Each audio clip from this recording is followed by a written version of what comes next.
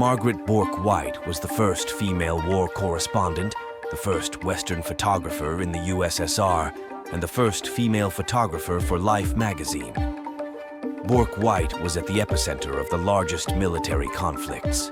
She miraculously escaped from a torpedoed ship on her way to North Africa, was shot at by the Luftwaffe, bombed in Moscow, and survived a helicopter crash.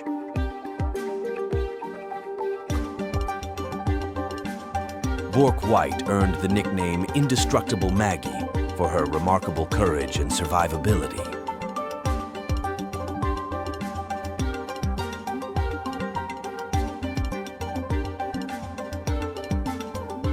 She was among the first to reach the Buchenwald concentration camp and shot heartbreaking footage there. Bourke White's images are said to scream on the page. Her main ambition was to show the truth about humanity. Allusions to the weaker sex in evaluating her work infuriated Margaret.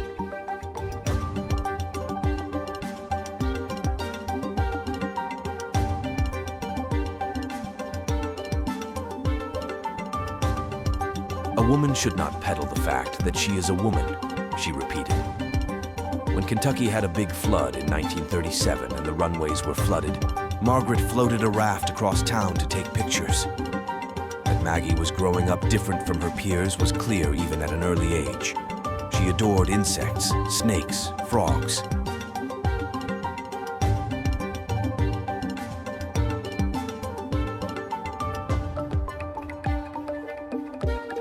I envisioned myself as a scientist going into the jungle, bringing back specimens for natural history museums, and doing all the things women never do.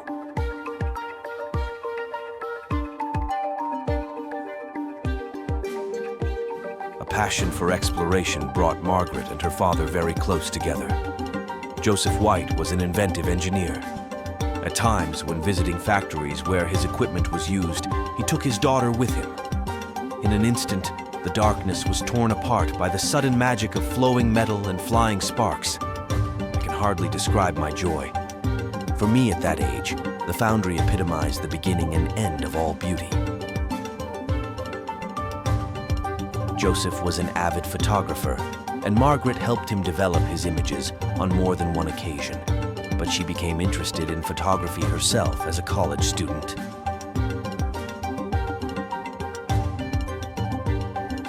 Starting at Columbia, she went on to 7 universities. The restless Maggie studied photography, art, dance, swimming, herpetology, paleontology, and zoology. At Cornell, she had the idea to film the campus with her used camera and make a little money from the pictures.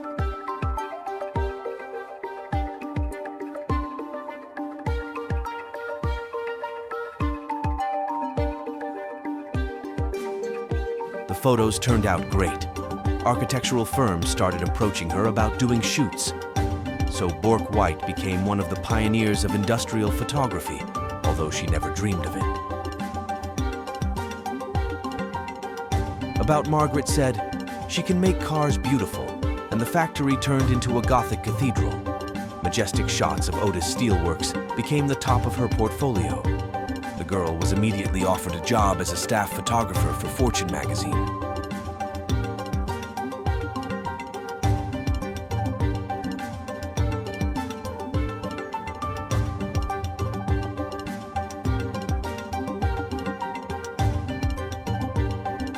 Shooting for Fortune, she managed to become the first Western photographer to be allowed to enter the Soviet Union.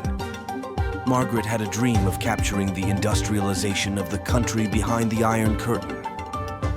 No foreign photographer was allowed to cross the border to look directly at what was happening under the Soviet 5-year plan.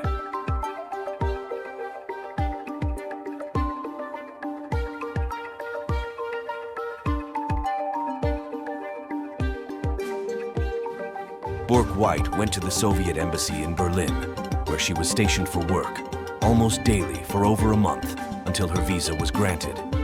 She visited the USSR 3 times.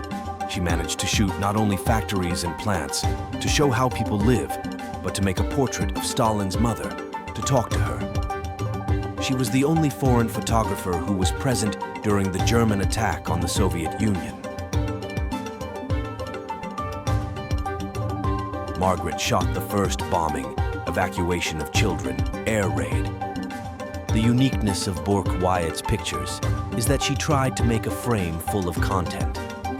She wanted to show her attitude to what was happening, but also to tell a story. Each shot is like a photo essay, a narrative of what she has experienced and seen. "I feel that absolute truth is necessary," she repeated. In 1945, without hesitation, she agreed to accompany American General George Patton on his tour of Germany.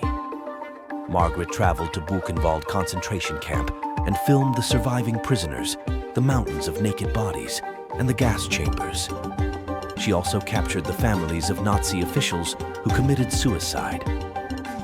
Bourke White repeated that the camera saved her and became a barrier from the crushing reality. Margaret's father was a Polish Jew, a secret she kept to herself, which made what she saw all the more poignant.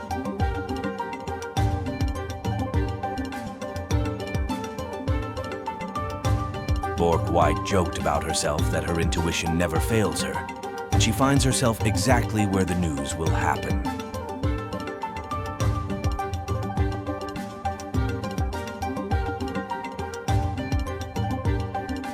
Following her gut, she shot an iconic portrait of Indian leader Mahatma Gandhi on the day of his assassination in 1946.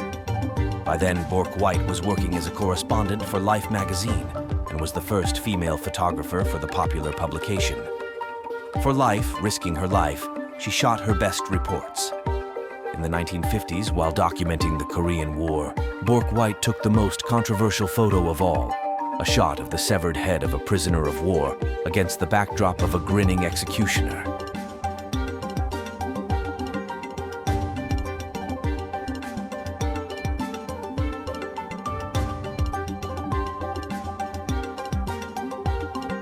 At the age of 50, Margaret had to retire from the business.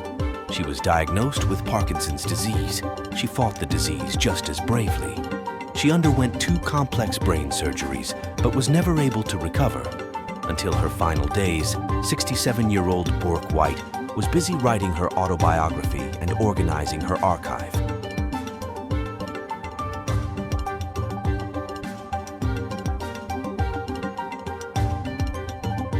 Life colleague Sean Callahan movingly describes the photojournalism legend's final months and days. Paralysis did not affect her eyes. Her eyes literally danced, substituting gesture, tone, and posture. In her final moments, all she could do was blink to say yes and no. When she was gone, as befits the heroic Margaret, her eyes were the last to disappear.